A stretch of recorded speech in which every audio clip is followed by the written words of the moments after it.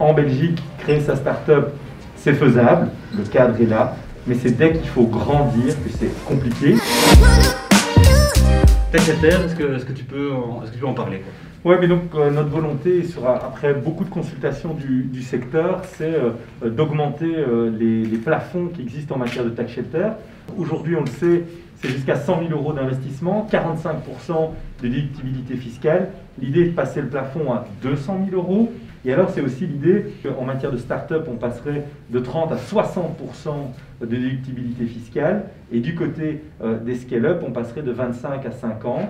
Parce que notre constat, c'est qu'en Belgique, créer sa start-up, c'est faisable, le cadre est là, mais c'est dès qu'il faut grandir que c'est compliqué. On cite toujours l'Estonie, 1,3 million d'habitants. Hier, 6e licorne annoncée dans le pays. C'est trop génial! Nous ici, on en a plus ou moins une, hein, on a chez Colibra. On a une, on a bientôt une deuxième. Ouais.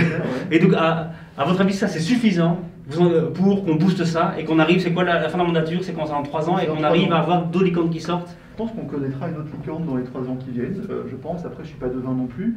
Maintenant, le projet, il est multiple en fait. Hein. Je pense comme on vient de l'évoquer. Le plan dont on parle ici, effectivement, on parle spécifiquement des startups, mais le plan est beaucoup plus global. Il touche à l'infrastructure, il touche aux compétences, il touche à la confiance aussi. Quand on parle effectivement de l'intelligence artificielle en matière de santé, je pense qu'il y a un potentiel juste génial en la matière. Vraiment, on a des entreprises fabuleuses. Moi, je viens de Brabant-Wallon, donc GSK, tout ça. Je sais que Georges Louis n'aime pas trop quand je rappelle ça, mais par contre, il y a des biotech. Tu vas les regretter! Qu'il est du Brabant, hein, pas GSK. Ouais. Voilà. Ouais. La STIB va sortir une application dans 2 ans, donc en mai 2022, intermodal. On pourra choisir d'aller sa trottinette ou le métro, on dira où on va et on peut dire ça. Cette application existe déjà, Oui. depuis 2 ans, développée par une start-up qui Exact. l'a fait pour 10 fois le budget, enfin 10 fois moins, pardon, le budget.